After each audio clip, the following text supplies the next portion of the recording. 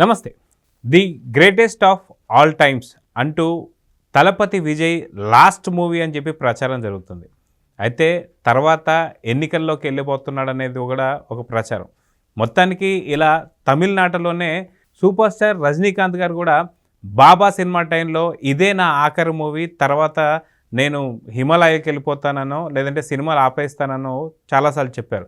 కానీ అది ఎప్పుడూ జరగలేదు. సో మొత్తానికి పొలిటికల్ పార్టీ పెడతానన్నటువంటి ఒక సూపర్ స్టార్ రజనీకాంత్ గారు కూడా పార్టీని విడిచిపెట్టి పూర్తిగా ఇప్పుడు ఓన్లీ సినిమాల వైపు వెళ్ళాడు.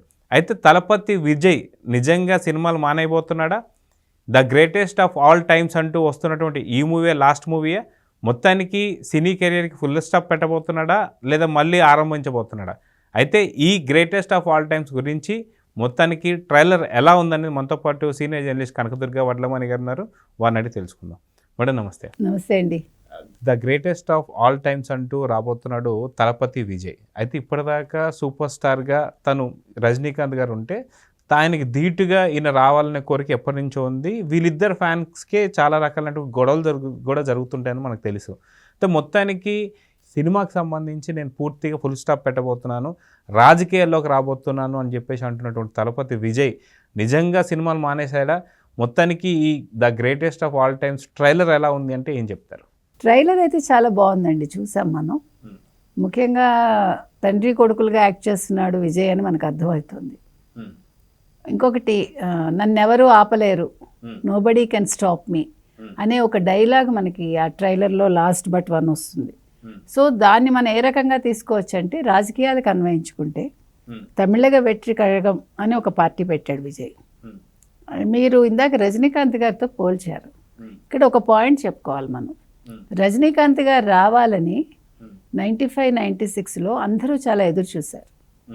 చెప్పాలంటే యూ కెన్ నాట్ బిలీవ్, ఆయనతో ఇంటర్వ్యూ కోసం ఇండియన్ ఎక్స్ప్రెస్ హిందూ పోటీ పడి ఆయన ఏ ఫ్లైట్లో వెళ్తున్నారో ఆ ఫ్లైట్లో టికెట్లు బుక్ చేసి వాళ్ళ రిపోర్టర్స్కి, హిందూ రిపోర్టర్ కంటే కూడా అంటే ఎక్స్ప్రెస్లో అప్పుడు లేడీ రిపోర్టర్ ఉండేది ఒక ఆవిడ, సీనియర్ రిపోర్టర్ ఆవిడ కూడా, ఇతను సీనియరే.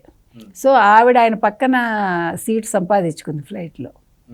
కాకపోతే అది అవ్వలేదనుకోండి, ఆయన ఏమి రాజకీయాల్లోకి రాలేదు. మీకు తెలుసో లేదో ఆ రోజు ఆయన ఒక తాగుతూ అమ్మాయికి ఇంటర్వ్యూ ఇచ్చాడు. అంటే నాకు బాగా గుర్తు. అప్పుడు రజనీకాంత్ గారికి సంబంధించి నేను చాలా ఆర్టికల్స్ రాశాను ఎడిట్ పేజ్కి. సో అది యాక్చువల్గా that was the right time. ఆయన రజనీకాంత్ వచ్చుంటే బాగుండేది. ఎందుకంటే మీకు చిరంజీవి గారికి కూడా అలాగే జరిగింది, మీకు గుర్తుంటే. చిరంజీవి గారు కూడా మంచి పీక్లో ఉండగా ఆయన రాజకీయాల్లోకి వస్తే బాగుండు అనేది వచ్చింది. ఎందుకంటే ఒక వ్యాక్యూమ్ వచ్చిన టైంలో ఇలాంటి వాళ్ళు రావాలి. ముఖ్యంగా ప్రజాదరణ పొందిన నటులు ఎవరైతే ఉన్నారో, ఆ రోజు నందమూరి తారక రామారావు గారు వచ్చారు, ఎంజీఆర్ గారు అంతకుముందే వచ్చారు, కరుణానిధి గారు వచ్చారు. అదేవిధంగా చిరంజీవి గారు రావాలని ప్రజలు కోరుకున్నారు. అన్ఫార్చునేట్లీ ఆయన రావాల్సిన టైంలో రాలేదు.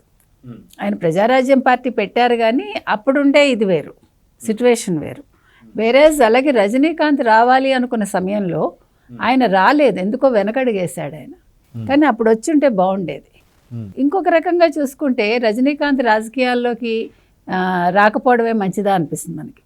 బికాజ్ ఇప్పుడు ఆయన మళ్ళా వస్తారని రారని మీరు చెప్పినట్టుగా బాబా సినిమా మీరు తీసుకుంటే కనుకైతే, బాబా సినిమాలో ఆయన క్యారెక్టర్ మనం చూస్తే కనుకైతే తల్లి అతన్ని అంటే ఒక సాధువు చెప్పాడని అతని ఇష్టానికి వదిలేస్తుంది. అంటే మనకు ఆ క్యారెక్టర్ అర్థం కాదు ఒక రకంగా.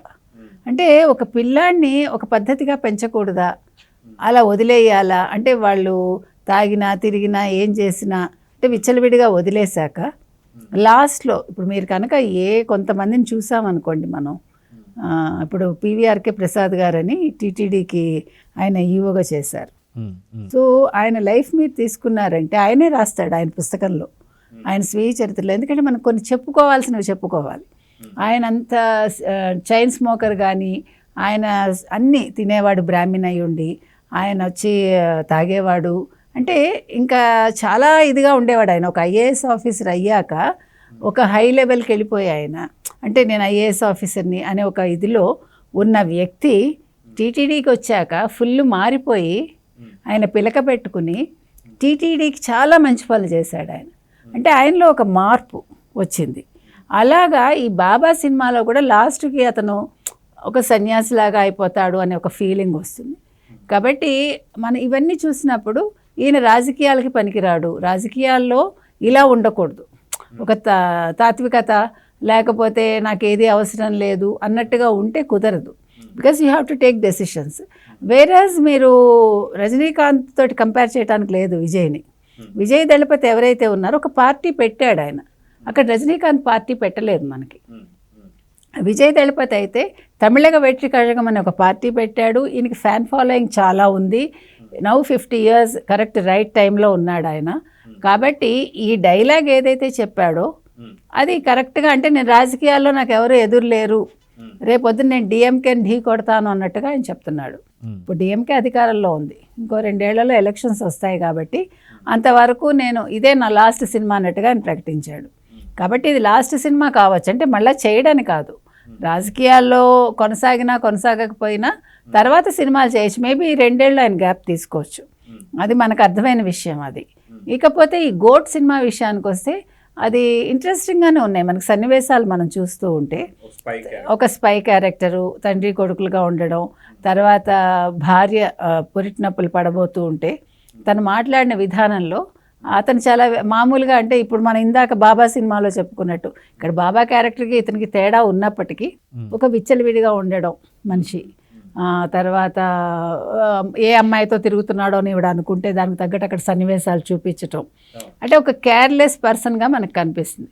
ఎప్పుడూ కూడా ఒక స్పై అన్న వ్యక్తి ఎప్పుడు మనం, అంటే మీరు జేమ్స్ బాండ్ మూవీస్ తీసుకున్నా ఏవి తీసుకున్నా వాళ్ళు డెఫినెట్గా విమనైజర్స్ ఉంటారు, వాళ్ళు డెఫినెట్గా దే విల్ ఎంజాయ్ లైఫ్. అంటే ఒక పక్క ఇంత సీరియస్నెస్, ఇంకో పక్క మీకు అంత క్యాజువల్గా ఉండడము వాట్ ఎవర్ ఆ క్యారెక్టర్స్ చూస్తాం మనం. అదేవిధంగా ఈరోజు విజయ్ దళపతి క్యారెక్టర్ మనకు కనిపిస్తుంది. తర్వాత తండ్రితో అంటాడు నువ్వు చేయలేకపోతే చెప్పు నేను చేస్తానని. దెన్ అక్కడ విజయ్ క్యారెక్టర్ మనకు చెప్తుంది వయసు అనేది ఓన్లీ నెంబర్, నాకేమీ ముసలితనం రాలేదు అని. సో ఇక్కడ ఒక కన్ఫ్యూజన్ మనకు క్రియేట్ చేస్తున్నారు. నిజమైన స్పై తండ్రి ఒకడేనా కొడుకు కూడానా, లేదు తండ్రి కొడుకులు స్పైలా, ఇక్కడ తండ్రి డామినేట్ చేస్తాడా కొడుకు డామినేట్ చేస్తాడా, అంటే ఆ ఇష్యూకి సంబంధించి. సో అనేది ఒకటి మనకి కన్ఫ్యూజన్ కనిపిస్తోంది అక్కడ. ఏదేమైనప్పటికీ ఇవాళ దళపతి మూవీ తీసుకుంటే తప్పకుండా హిట్ అయ్యే ఇదిగా కనిపిస్తోంది మనకి, ఆ ఛాన్సెస్ కనిపిస్తున్నాయి. ఎందుకంటే ట్రైలర్ చాలా ఇంట్రెస్టింగ్గా ఉంది, అంటే ఆ సీన్స్ కూడా, ఈవెన్ నాకు ఎడిటింగ్ కూడా బాగుంది అనిపించింది మీరు చూసుకుంటే కనుక. అంటే ఆ ఫ్రేమ్స్ కట్ చేయడంలో అది కూడా పిక్చర్ అయితే సక్సెస్ అవుతుందని అనిపిస్తుంది. సో చూద్దాం మేడం, మొత్తానికి the greatest of all times అంటూ ఒక మంచి టైటిల్తో రాబోతున్నాడు తలపతి విజయ్. సో మంచి సక్సెస్ రావాలని అయితే కోరుకుందాం. నమస్తే.